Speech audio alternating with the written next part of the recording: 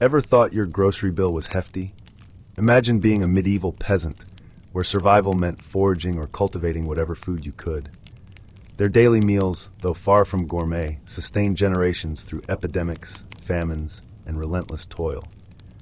Here are 15 basic, inexpensive dishes that were staples of their diet, starting with the ubiquitous pottage. Think of pottage as the medieval equivalent of an ever-present house guest, one they actually welcomed.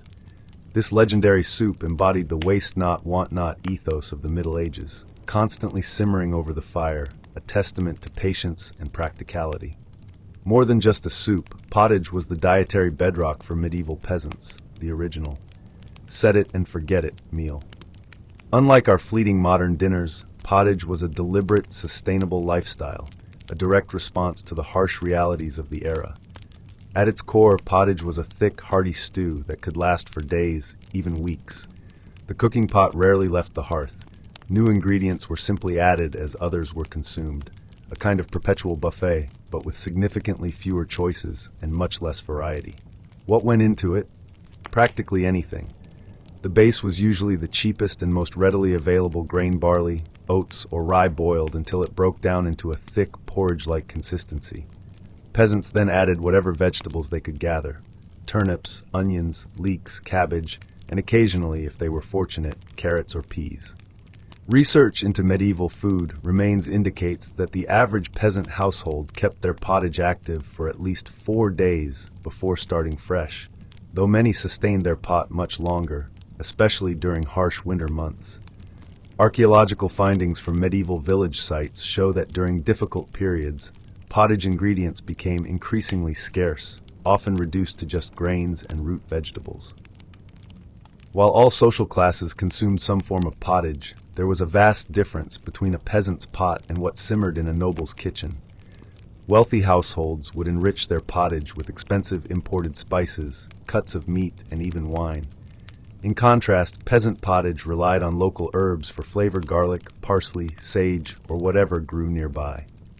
On rare occasions, perhaps after a successful hunt, a peasant family might drop a small piece of salt pork or bacon into their pottage.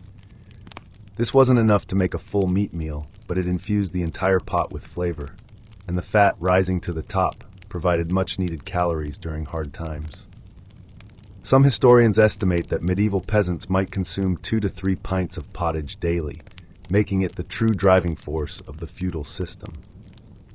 While certainly not a meal for social media, it ensured the survival of countless generations through centuries of hardship.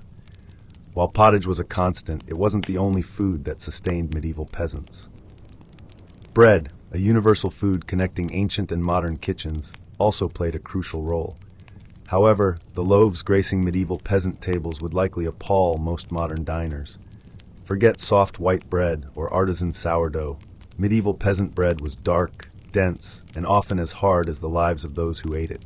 Made primarily from rye or barley, grains that thrived in poor soils where wheat struggled, these loaves bore little resemblance to what we consider bread today. The differences weren't just in the grain. The entire process was distinct. First, the grain itself was often of poor quality, as the best wheat was reserved for nobles and clergy who could afford it. Second, peasants faced hefty fees to have their grain milled at the Lord's mill. To cut costs, many would mix in fillers like ground peas, beans, acorns, chestnuts, and in desperate times, even ground tree bark or straw. How much bread did an average peasant consume? The figures are astonishing. Records from medieval England show that a working man might eat 2 or 3 pounds of bread daily, accounting for over 60% of his total calories. Women and children consumed proportionally similar amounts. This wasn't gluttony. The heavy manual labor in the fields demanded massive caloric intake, and bread provided these calories cheaply. The baking process itself highlighted the stark class divisions. Wealthy households enjoyed fresh bread daily. Peasants, lacking private ovens, typically baked only once a week in communal village ovens or made flatbreads that could be cooked on simple hearthstones. These weekly loaves grew progressively harder and moldier as the days passed, often requiring a dunk in pottage or ale to become edible by week's end. Perhaps the most disturbing aspect of medieval bread was the potential for poison. Rye, the preferred peasant grain in many regions, was susceptible to ergot fungus, a naturally occurring hallucinogen containing compounds similar to LSD.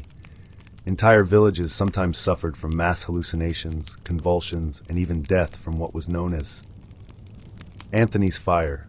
They couldn't have known that their daily bread was to blame.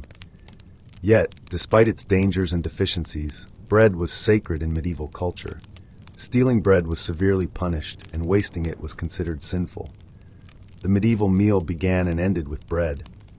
During famines, which were frequent, families might survive for weeks on bread alone, though the definition of bread became increasingly imaginative. The dark, dense loaves that fueled medieval labor rarely came with accompaniments. When peasants were fortunate enough to have something to put on their bread, it was usually simple and required little preparation. In medieval cuisine, the answer was often gruel, essentially a step above consuming plain boiled water. When bread became scarce and pottage ingredients ran low, gruel served as the ultimate defense against an empty stomach. "Please, sir, I want some more," might be a famous literary line associated with gruel, but medieval peasants rarely had the luxury of seconds. Gruel was purely survival food. Made by boiling a small amount of grain in a large quantity of water, it stretched minimal ingredients to their absolute limit. The recipe was basic. Take oats, barley, or whatever grain scraps remained, add water until the mixture was desperately thin, then cook until it resembled something edible. If exceptionally lucky, a pinch of salt might be added. The result was a watery, bland substance that filled the belly but satisfied no other human desire. Gruel differed from pottage in its deliberate thinness and from porridge in its sad lack of substance. Medieval records indicate that during the harshest famines, monasteries feeding the poor would stretch a single cup of oats into gruel that served 10 people, less than 2 tablespoons of grain per person. Hardly a meal by any standard. Interestingly, gruel wasn't just for the destitute.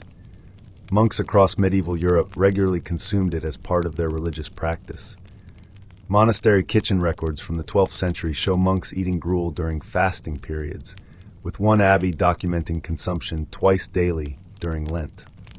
Their bowls might occasionally include honey or dried fruit, luxuries ordinary peasants could only dream of.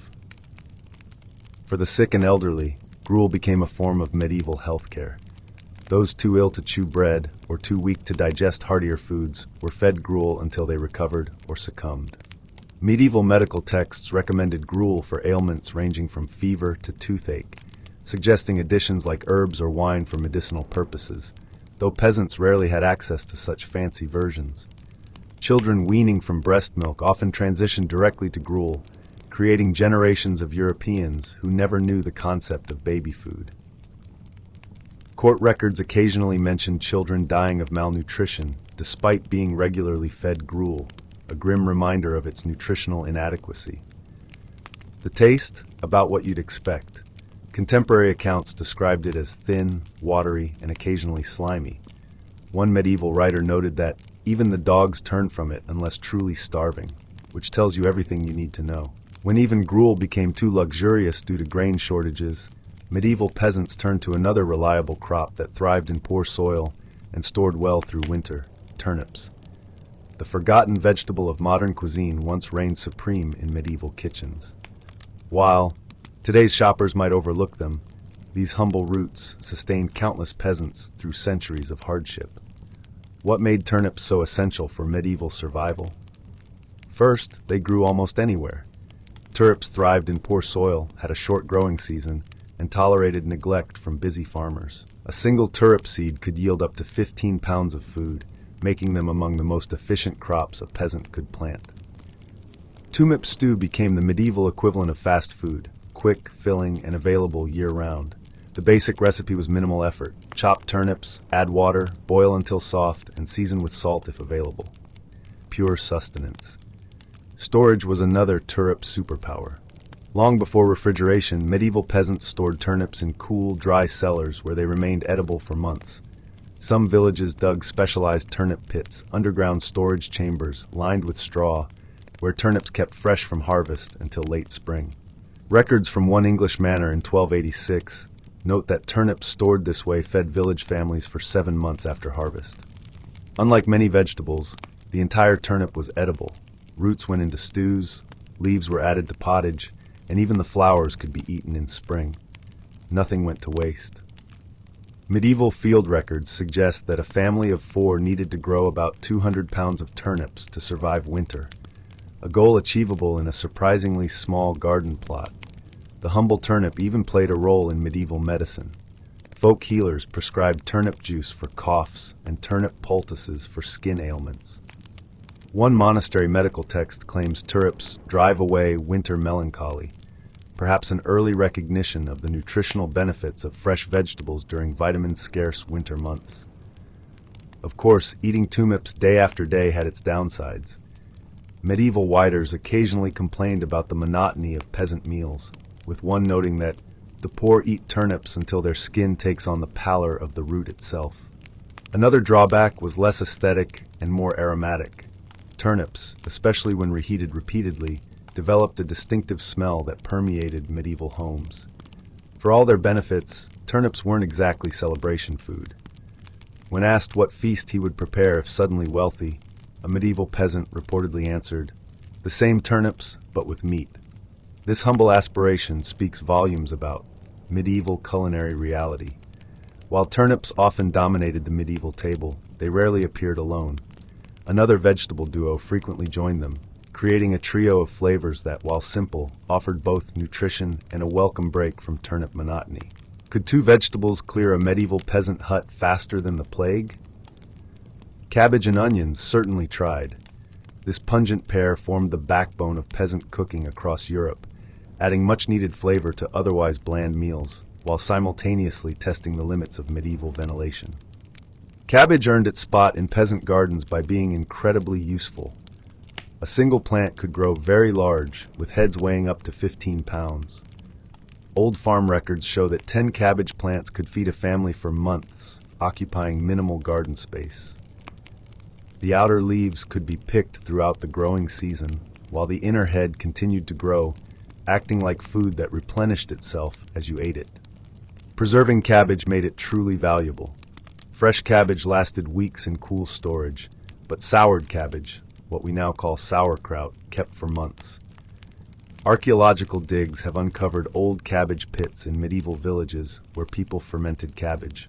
One pit, unearthed from a 1300s village, contained remnants from over 100 cabbages, enough to feed several families all winter. Onions perfectly complemented cabbage in traditional cooking. Tough and resilient, they grew in the worst soil and stored without special tools. Old gardening guides recommended planting onions around other crops to deter pests, making them doubly useful in small peasant gardens where every bit of space mattered.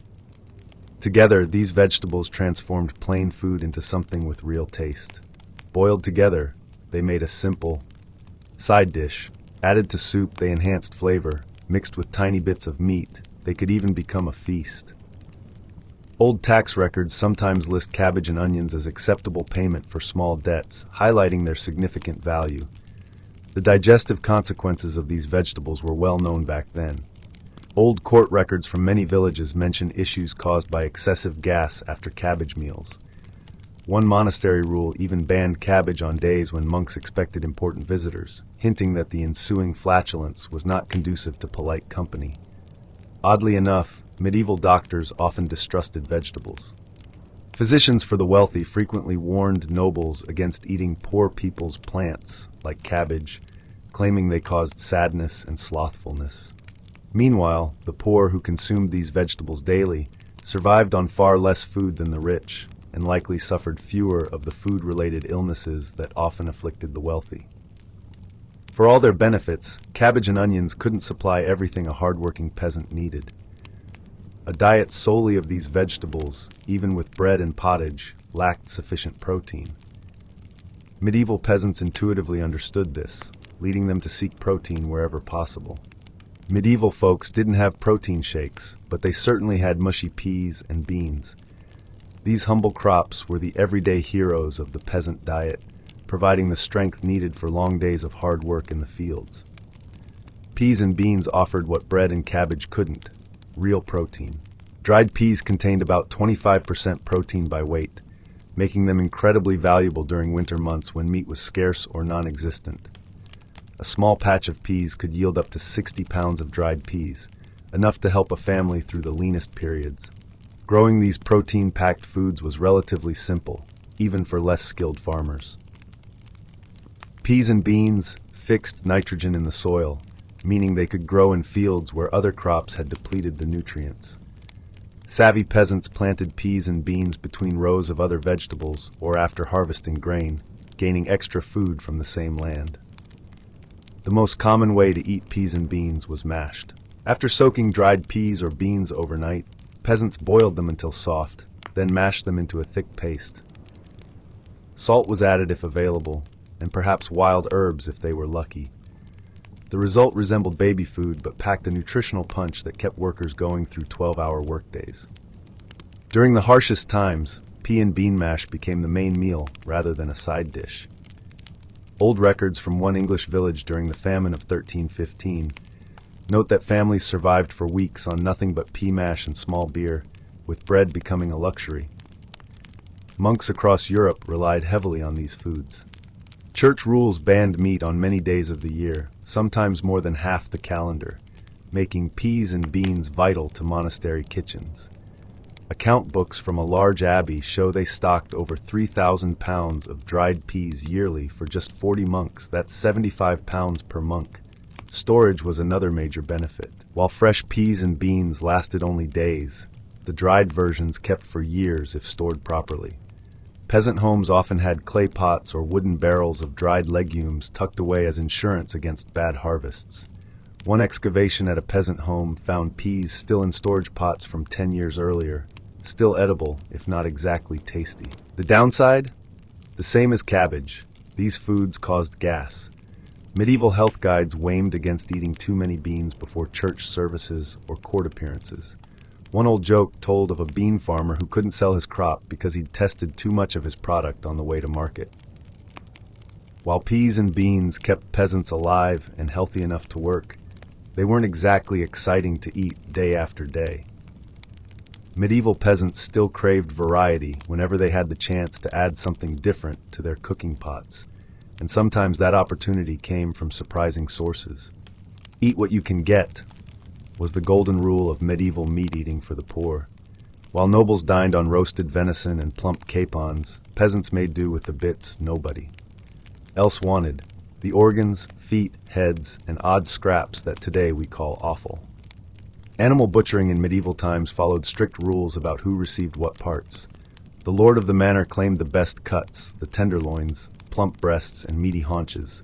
Townspeople with money bought the decent middle-grade pieces. What remained for peasants? Everything else. But medieval peasants were masters at transforming these scraps into edible food. Take the humble pig head. After a pig slaughter, peasant families often received the head as partial payment for their work. Nothing went unused.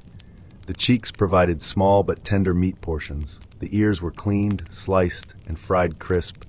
The snout and lips went into jelly dishes. Even the brain was scooped out and scrambled like eggs. Larger animals provided even more offal options. Cow stomachs, cleaned and boiled, became the container for haggis-like mixtures of grain and bits of heart or liver. Sheep lungs, sliced thin and fried with onions, offered a quick meal after butchering day. Blood from any animal became blood pudding when mixed with grain and cooked in a cleaned intestine casing. Game animals too small for the lord's table often ended up in peasant cooking pots. Whole squirrels, hedgehogs, and even rats in desperate times provided tiny portions of meat that flavored otherwise plain vegetable dishes. Records from one medieval village during a harsh winter mention peasants trapping and eating badgers, foxes, and other animals typically considered inedible. The unwritten rule was simple. If it couldn't kill you, it was food. This waste-nothing approach stretched tiny amounts of animal protein to feed many mouths. A single cow's organs could provide meals for several families, while the prime cuts fed just one noble household for a day or two. Court records reveal how valuable these scraps were. Theft of offal was punished severely, sometimes with the same penalties as stealing more valuable cuts. One medieval English town recorded fining a man for stealing a sheep's pluck, the heart, liver, and lungs, an amount equal to 2 weeks' wages. Preservation techniques for offal were necessarily quick. Without refrigeration, organs spoiled rapidly. Smoking, salting, and immediate cooking were the only options. Many offal dishes became linked to butchering days, eaten within hours of the animal's slaughter in an almost ceremonial feast. For people living near coasts or rivers, another source of protein swam within reach: salted herring. Medieval folks didn't have drive-thrus, but they had salted herring, the original grab-and-go meal. These preserved fish were the fast food of the Middle Ages, ready to eat without cooking and packed with enough salt to make you thirsty for days. Herring became the fish of choice for medieval peasants for 3 simple reasons. They swam in huge schools, were easy to catch, and could be preserved with just salt. Fishing records from medieval times show just how massive the herring industry was. During peak season, a single fishing fleet from Great Yarmouth in England could haul in more than 40 million herring in just a few weeks, enough fish to give every person in medieval England 7 fish each. The salt preservation process was quick but smelly work. Fresh herring spoiled within a day, so fishing boats often carried salt on board. Workers gutted the fish, packed them in heavy salt, and stored them in wooden barrels right on the deck. The smell was so strong that herring processing areas of medieval towns had their own districts, safely downwind from where most people lived. For peasants, salted herring became the answer to many food problems. First, it solved the meat ban during religious fasting days. The church banned meat on Fridays during Lent and on many other holy days, sometimes totaling more than half the year. Fish remained allowed, making herring a crucial protein source for those times. Second, herring could travel far from the coast without spoiling. Packed in barrels, these fish reached deep inland where fresh fish never could. Trade records show barrels of herring moving hundreds of miles from the sea, reaching mountain villages and remote farms. Third, no cooking was needed. While fresh herring required cooking, the heavily salted version could be eaten as is, a medieval version of ready-to-eat food. For busy peasants working from dawn to dusk, a quick meal of herring and bread saved precious time and fuel. The cheapest herring came white, simply gutted and salted. Those with a bit more money might buy red herring, which were salted and then smoked for days until they turned a reddish-brown color and lasted even longer. The smoking process made them less salty and gave them a stronger flavor that some preferred. Just how many herring did medieval Europeans eat? Tax records tell an amazing story. The small Baltic island of Scania processed more than 300 million herring annually in peak years. A single monastery in York bought 15,000 herring yearly to feed just 30 monks. That's 500 fish per monk per year, or more than 1 herring every single day. Of course, eating fish day after day got boring fast. Medieval cooks found ways to make herring more interesting, chopping them into spreads, adding them to pies, or soaking them to remove salt before cooking. But no matter how they prepared it, herring breath remained an occupational hazard of being medieval. After a salty meal, medieval peasants needed something to wash it down with, and their drink of choice wasn't water. Water in medieval times could be deadly. Wells were often dug too close to outhouses, rivers carried sewage from upstream towns, and most people had no idea that dirty water could make you sick. They just knew that people who drank from certain water sources often fell ill, while those who stuck to ale stayed healthy. The brewing process accidentally solved this problem. Boiling the water for brewing killed harmful germs, and the alcohol helped prevent new ones from growing. Medieval people didn't understand the science, but they saw the results clearly enough. Ale drinkers were healthier than water drinkers. Ale in medieval times wasn't the strong stuff we think of today. Small ale, or small beer, contained just enough alcohol to preserve it, about 1 to 3%, similar to modern light beer. This weak brew was an everyday drink for everyone, including children. Yes, medieval kids drank ale with breakfast, lunch, and dinner, but they weren't stumbling around drunk. It was more like drinking very flavorful water. How much ale did the average person drink? Medieval records tell an amazing story. Many adult workers received allowances of a gallon per day, that's 8 pints. Manor records show that during harvest time, when work was hardest, this might increase to 1.5 gallons. No wonder medieval workers took so many breaks during the day. They had a lot of liquid to process. Brewing was usually women's work, done right at home. The basic recipe was simple. Heat water, add malted grain, strain out the grain, add flavor with herbs, then let it ferment. Most women brewed once or twice a week, making the family's supply in wooden tubs before storing it in pottery jugs or wooden barrels. All spoiled quickly without refrigeration, usually within a week. This meant it was truly a local food, made and consumed within the same community.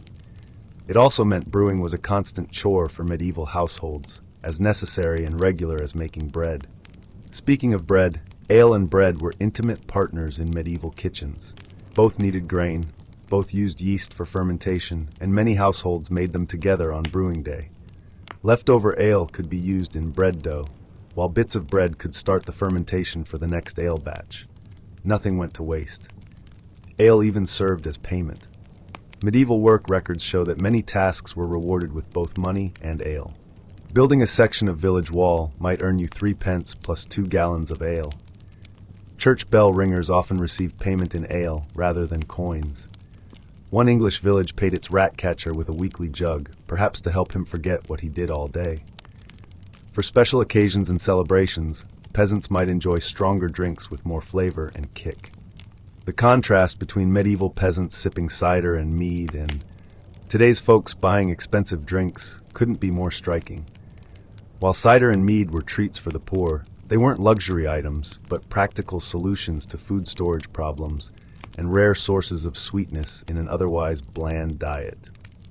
Cider became the drink of choice in areas where apples grew well. Apple trees had major advantages for peasant farmers. Once planted, they produced fruit for decades with minimal care. Even better, they could grow on hillsides too steep for regular crops, making use of otherwise wasted land. In parts of England, France, and Spain, almost every peasant household had rights to at least a few apple trees, making cider. Making cider involved simple tools and basic steps. Peasants collected apples, crushed them in wooden presses, collected the juice, and left it to ferment naturally. The wild yeasts on apple skins started fermentation without any extra help. After a few weeks, the sweet juice transformed into a mildly alcoholic drink that could keep for months, much longer than the apples themselves would have lasted. Strong cider contained about 4 to 8% alcohol, enough to feel good after a few cups, but not so strong that workers couldn't function the next day. Weaker versions were everyday drinks, while the stronger batches were saved for special occasions like weddings and harvest festivals. Mead offered an even sweeter escape from daily troubles. Made by fermenting honey with water, mead was the oldest known alcoholic drink in Europe. However, honey was expensive and hard to get, making mead much rarer than ale or cider for average peasants. Most peasants only tasted mead a few times a year, usually at Christmas, Easter, or when celebrating weddings. Some clever peasants kept their own beehives, providing honey for both sweetening food and making small batches of mead. A single hive could produce 15 to 20 pounds of honey yearly, enough for a family to make a few gallons of mead and still have honey for other uses. Both cider and mead served important practical purposes beyond just tasting good. The alcohol helped preserve the natural sugars in apples and honey far longer than they would have lasted otherwise. In an age without refrigeration, turning sweet things into alcohol was a smart storage solution.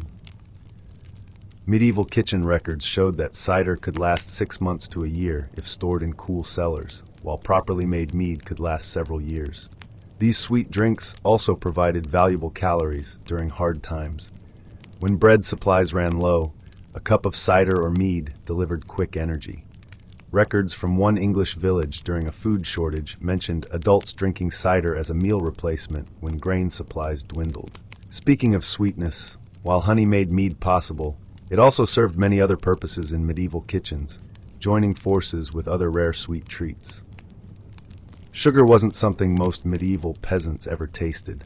This expensive import remained firmly in the realm of the wealthy, who used it both as food and medicine. For the common folk, sweetness came directly from nature in the form of honey and wild berries, treats that brightened an otherwise dull diet. Honey stood as the king of sweeteners in the medieval world. Unlike sugar, it could be produced locally, though not without risk and effort. Brave peasants gathered wild honey by following bees to their hives, smoking them to reduce stinging, and cutting out honeycomb chunks. This dangerous work often resulted in multiple stings, but yielded liquid gold that made the pain worthwhile. Some clever peasants took beekeeping a step further. Old farming guides describe simple beehives made from hollow logs, straw skeps, or clay pots placed in sunny spots near flowering plants. A well-managed hive could produce 15 to 20 pounds of honey yearly, an incredible luxury for a peasant family. Village records sometimes list beehives as valuable enough to include in wills and marriage contracts alongside land and livestock. Honey did much more than sweeten food. Medieval medical guides recommended it for healing wounds, soothing coughs, and preserving other medicines. As a practical tool, honey's stickiness made it useful for setting, hairstyles, and even removing unwanted body hair when mixed with other ingredients. These multiple uses made honey all the more precious to those lucky enough to have access to it. When a tiny bit of honey was available, peasants used it with incredible care, adding just a drop to morning porridge, spreading the thinnest layer on bread, or using it to make a special treat for a sick family member. Court records from one medieval English village mention a woman accused of stealing a honey pot. Her punishment was nearly as severe as if she'd stolen a cow, showing how valuable the sweetener was. Wild berries provided seasonal bursts of sweetness that required only the labor of gathering.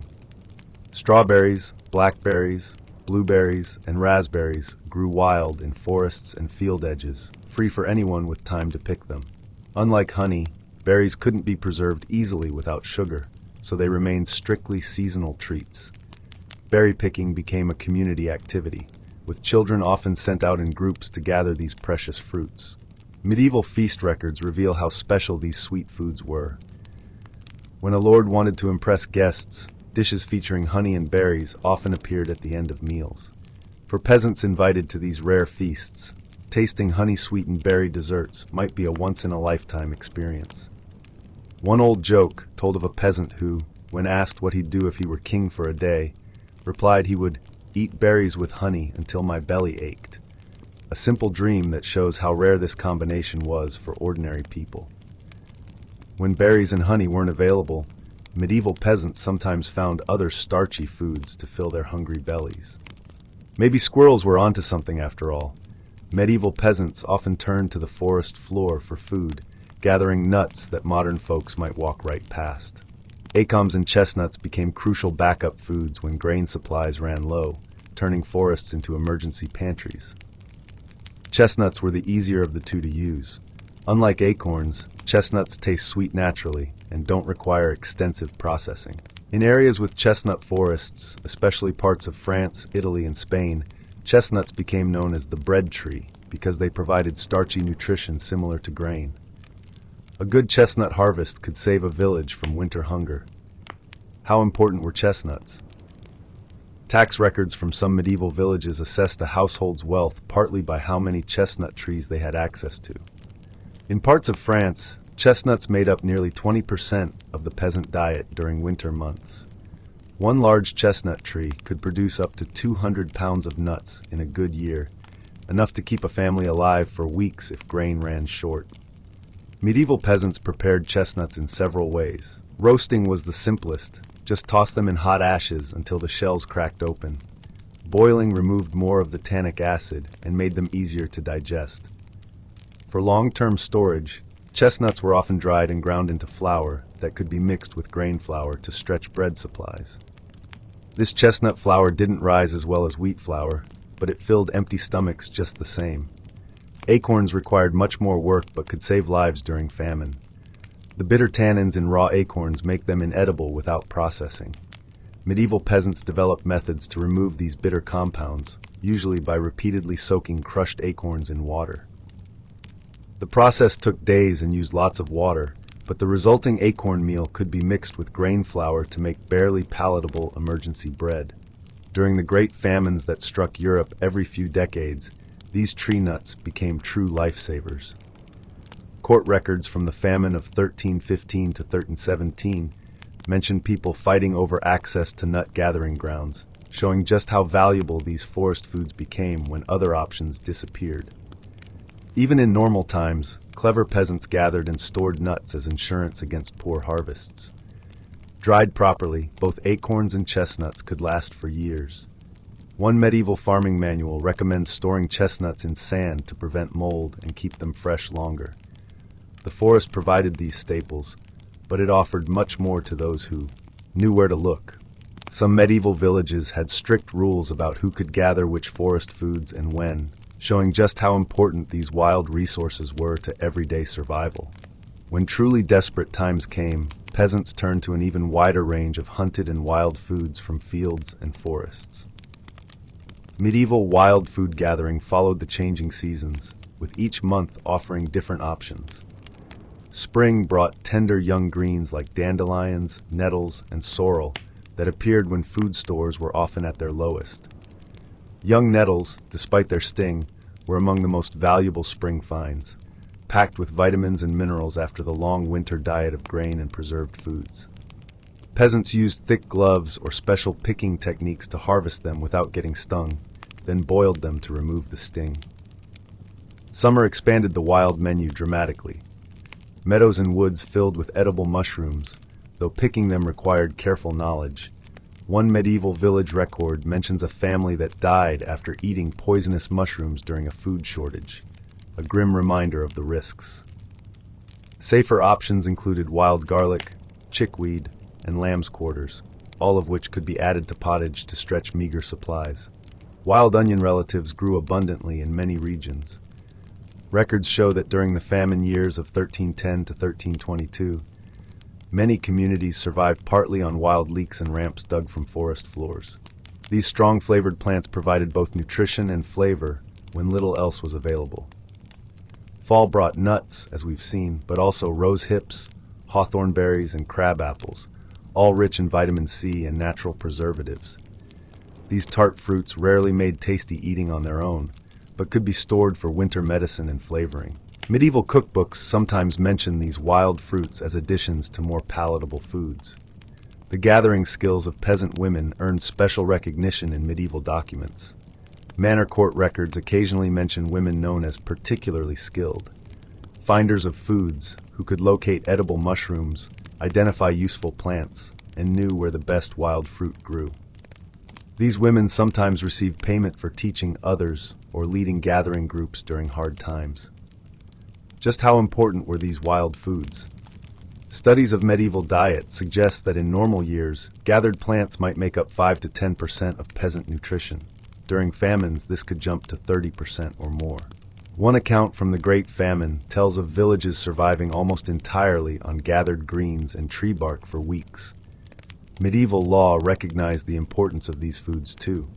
Many forests and woodlands had specific gleaning rights that allowed peasants to collect wild foods even on lands they didn't own. Legal disputes over these rights appear repeatedly in court records, showing their crucial importance to survival. When even wild plants became scarce, desperate times called for desperate measures. Some medieval peasants turned to making bread from unusual ingredients, using methods that would make even the toughest stomach numb. Ash cakes represented the last line of defense against starvation, a type of primitive bread that could be made with minimal ingredients and zero kitchen tools. The concept was brutally simple. Take whatever ground meal you had, mix it with water to form a thick paste, flatten it into a patty, and cook it directly in the hot ashes of a fire. No oven, no baking stone, not even a pot needed, just fire, ash, and desperation. During normal times, ash cakes rarely appeared on medieval tables. They were considered emergency food, the kind made only when proper bread wasn't possible.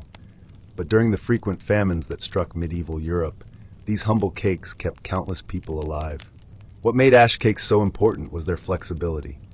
When wheat and rye ran out, any ground grain would work: barley, oats, millet, or even pea flour. When all grain was gone, creative substitutes took their place: ground acorns, dried and ground tree bark, crushed roots, or even ground hay. Records from the famine of 1315 to 1317 describe desperate peasants making ash cakes from dust swept from the floor of the granary, literally the dirt and leftover grain bits from empty storehouses. The cooking method itself dated back to ancient times. Without ovens in their homes, many peasants already cooked flatbreads on heated stones. Ash cakes took this idea one step further, eliminating even the need for the stone. Medieval writings describe how to brush the worst of the ashes off before eating, though gritty teeth were still an occupational hazard of eating this survival food. One surprising advantage of ash cakes was their quick cooking time. Traditional bread required hours of rising, kneading, and baking. Ash cakes could be ready in minutes, a crucial benefit when hunger grew and energy for cooking was limited. Medieval work songs sometimes mention ash cakes as field food, made quickly during brief breaks from labor when workers couldn't return home for meals. The taste? About what you'd expect from bread baked in ashes. Smoky, often bitter, and frequently mixed with actual ash. These cakes weren't winning any medieval baking contests. One old joke claimed that ash cakes are the only food that tastes better if you drop them in the mud first, the mud presumably covering the ashy flavor. Despite their unpleasant taste, ash cakes provided the calories needed to survive. During the worst recorded medieval famine, an estimated 15% of Europe's population died of starvation or related illness. Those who survived often did so by eating foods like ash cakes that would normally be considered inedible. A 16th century farming manual includes a grim but practical piece of advice. When grain fails and bread cannot be made in the usual way, the wise peasant remembers the ways of cooking in ash, for it has saved our people since time beyond memory. In the harshest times, even ash cakes might not be possible if ingredients ran too low. That's when medieval peasants turned to true improvisation. The best medieval dish wasn't actually a dish at all. It was simply whatever bits and pieces happened to be around, thrown together in a pot and called dinner. Medieval peasants were masters of kitchen improv centuries before it became trendy to clean out your fridge and make a meal from random leftovers. This whatever we have approach wasn't just common, it was daily life for most families. Old records from manor kitchens show carefully planned meals with specific ingredients, but peasant cooking rarely followed recipes. Instead, it followed a simple rule: use what's available, waste nothing, and make it filling enough to work another day. What might a typical whatever we have meal look like? In spring, it could be a handful of wild greens tossed with the last winter turnips and a few dried peas. Summer might bring a mix of garden vegetables with a tiny bit of bacon fat for flavor. Fall could mean mushrooms and nuts added to cabbage. Winter often meant scraping by with whatever preserved foods remained in storage. The cooking method was equally flexible. Got a fire going all day? Throw everything in a pot and make soup. Need to work in the fields until dark? Leave ingredients simmering all day in a covered pot buried in hot ashes. No time to cook at all? Cold leftovers mixed with a chunk of bread would do. This flexible eating style developed out of necessity. Unlike modern times where most people eat 3 separate meals daily, medieval peasants often ate just once or twice. Records from farming communities show that during busy seasons like harvest, workers might eat a small morning meal, then a single large meal after the day's work ended. This pattern made the whatever we have approach even more practical. One cooking session using whatever was available. The mixing of odd ingredients sometimes created surprisingly good results. Several dishes that later became regional specialties started as peasant whatever we have meals. The Italian ribollita began as reheated leftover bread and vegetables. French ratatouille originated as a summer clean-out-the-garden dish. Many stews, casseroles, and one-pot meals across Europe began as peasant improvisation rather than planned recipes. Medieval tax records give us hints about these. Mixed meals. When paying taxes in food, peasants often delivered oddly specific combinations: 3 turnips, half a cabbage, and a handful of dried peas, for example. These random groupings likely represented whatever was actually available that day, not planned combinations. During holidays and celebrations, even the whatever we have meals got an upgrade. Saved bits of special ingredients might appear: a precious pinch of salt, a rare spice traded from a passing merchant, or the first fresh vegetables of spring. These small luxuries transformed ordinary mixed meals into feasts by peasant standards. A medieval French saying claimed that the best sauce is hunger. meaning that any food tastes good when you're truly hungry. Peasants living through the hardships of medieval life understood this better than anyone. Their creative approach to cooking with limited resources wasn't just about survival. It was the original farm-to-table cuisine, shaped by seasons, necessity, and remarkable human adaptability.